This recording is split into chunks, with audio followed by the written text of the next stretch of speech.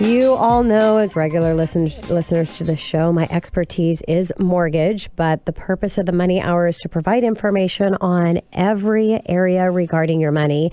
And today I want to bring into Money Chat to talk a little bit about title insurance and common questions that are asked when regarding title insurance. I do need to disclose to you that I'm not a title insurance expert, so you definitely want to talk with an attorney to find out how you want to take title, what title is, and what that means for you. But here's the common questions that are asked about title. What is title insurance? Title insurance is a protection against loss arising from problems connected to the title to your property. Before you purchase your home, it may have gone through several ownerships or changes, and the land on which it stands went through many more as well. There may be a weak link at the point in the chain that could emerge to cause trouble. And for an example, someone along the way may have forged a signature in transferring title, or there may be unpaid real estate taxes or other liens. So title insurance covers the insured parties for any claims and legal fees that arise out of such problems. Another common question is purchasing title insurance required? Well, if you want to get a mortgage, which is my arena, yes, it is required because all mortgage lenders require title protection for the amount equal to the loan. And it's paid by the buyer in a premium, which is paid upfront as part of your closing cost. Now, does title insurance do anything for me is another common question. The required insurance protects the lender on the loan amount of the amount of the mortgage, as I just said, but it doesn't protect the equity in your property. So for that, you need an owner's title policy for the full value of the home. And in many areas, the seller pays for the owner policy as part of their obligation to deliver good title to you, the buyer. In other areas, borrowers must buy it as an add-on to the lender policy. And it's advisable to do this because the additional cost above the cost of the lender policy is relatively small. So why not make sure that you're completely covered when it comes to title insurance? Does the lender policy indirectly protect me? No.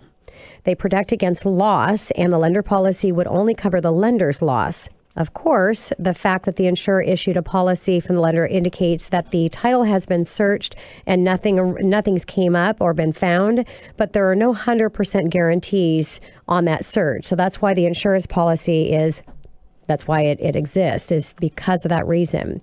So what does title insurance protect? The protection begin and end. With a exception, which I'll get to, title insurance only protects against losses from the claims that arose prior to the date of the policy. It covers through the end of the day the policy is issued and extends backward in time for an indefinite period.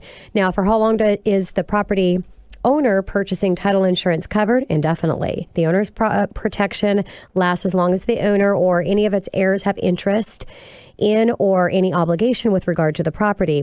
When they sell, however, the lender will require the purchaser to obtain a new policy that protects the lender against any liens or any other claims against the property that may have been arise since the date that the previous policy was issued. Now, for example, if a contractor you had and was failed to pay for remodeling on the kitchen, places a lien on your home, or if you had someone come out and do the roof and for whatever reason that didn't get dealt with, if they're putting a lien against the property, you will probably be required to get that lien moved prior to the property being sold. But in the event that the lien hasn't been removed and a search has failed to uncover it, the new lender will be protected by the new policy.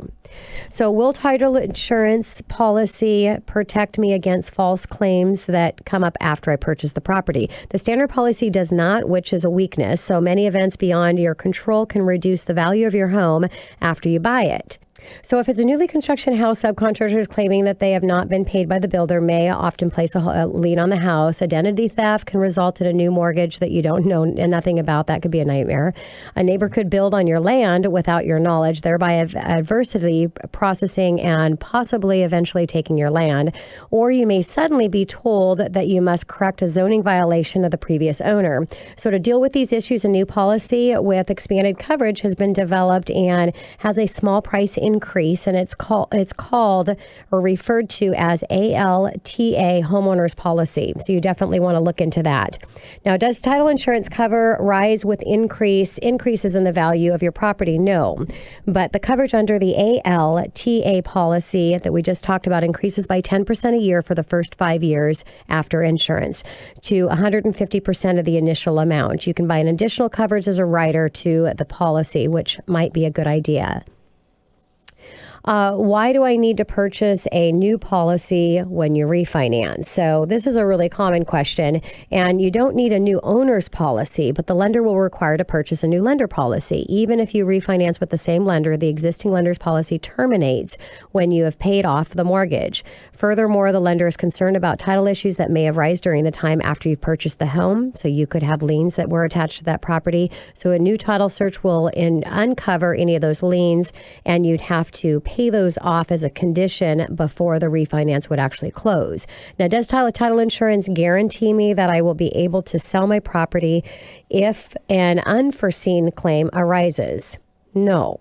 Title insurance does not prevent loss on marketability due to the title claim any more than if fire insurance prevents fire. So if a claim does come up, you probably won't be able to sell your house. Well, you won't be able to sell your house until the claim is settled by the title insurer.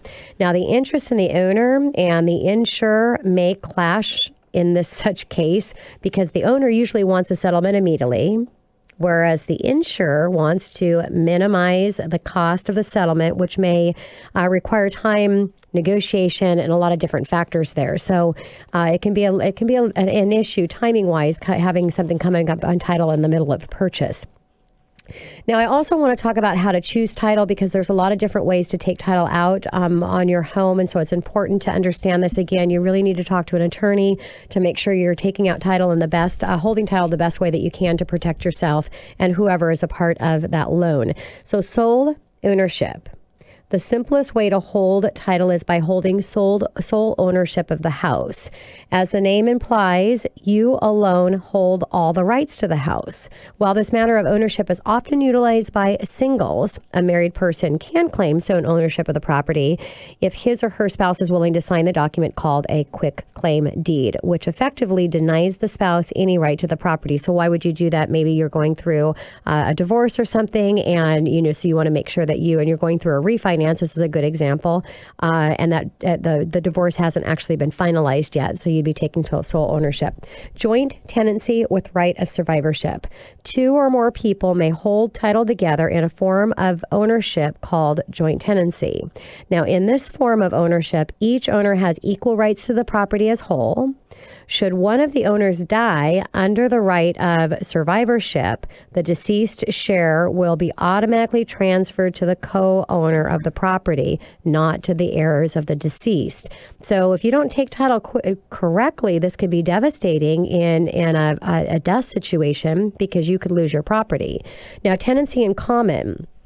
A broader way for a few people to hold title together is called tenancy in common. In this way, multiple people can hold either equal or unequal portions of the property. Two people can have 50% of the property, or one can have 70%, with the remaining 30% being split by other individuals. Any combination that you want to do, and any ownership can sell, give, or will his or her share of the property at the time. So where I've seen this is maybe in a co-signer situation, where parents are coming on and they're co-signing, but they're providing some down payment, and so there might be tenancy in common. Tenancy by the entirety. A few states in the United States, Washington State not being one of them, offer specific form of joint tenancy called tenancy by its entirety exclusively to married couples. So a husband and wife hold title together and must make all the decisions on the property jointly. This is beneficial if one spouse has a large debt, as a creditor cannot go after this type of jointly owned property when one spouse dies, if the other gets full title of the property. So again, it's offered in a lot of states, Washington State not being one of them. Community property. Property acquired during the marriage is recognized in 9 U.S. states as community property, Washington being one of those. Husband and wife each own half of the property and each can will their half to someone else. If the community property is owned with right of survivorship, the surviving spouse will own the entire property. The states that recognize this form of ownership, again, I said Washington, also Arizona, California, Idaho, Louisiana, Nevada, New Mexico, Texas, and Wisconsin. And then again, just a disclosure, you want to talk with an attorney to find out what is the best option for you to make sure that you're protected. I think it's always a good idea to hire an attorney going through any legal contract and buying a house. It's a lot of money. So paying that, $400 or $500, $600, whatever it would cost to get expert opinion is not a bad idea. And of course, if you need a resource in that arena, call into the show, 1-855-400-1150, or you can reach me online at themoneyhour.com. Coming up next in the Money Hour, you can order his books on Amazon. When I Retire, the fastest, easiest way to make your retirement fun, fulfilling, and significant. Also his book, Social Security, The Inside Story, hailed as the best book on the topic. Who is it? Andy Landis, nationally known author, speaker, and consultant, right here on 1150 AM KKNW after the short break.